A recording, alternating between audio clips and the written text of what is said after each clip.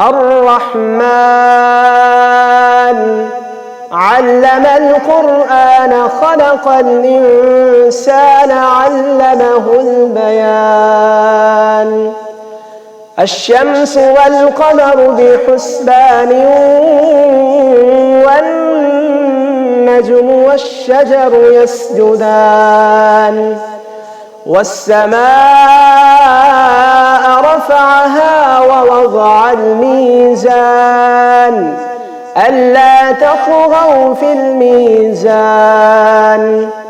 وأقيموا الوزن بالقسط ولا تخسروا الميزان والأرض وضعها للأنام فيها فاكهة والنخل ذات الأكمام والحب ذو العصف والريحان فبأي آلاء ربكما تكذبان خلق الإنسان من صلصال كالفخار وخلق الجان من مارج من نار فبأي آلاء ربكما تكذبان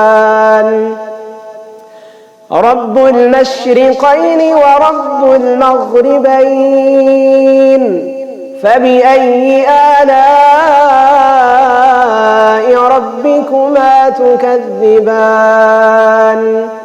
مرج البحرين يلتقيان بينهما برزخ لا يبغيان فبأي آلاء ربكما تكذبان يخرج منهما اللؤلؤ والمرجان فبأي آلاء ربكما تكذبان وله الجوار المنشآت في البحر كالأعلام فبأي آلاء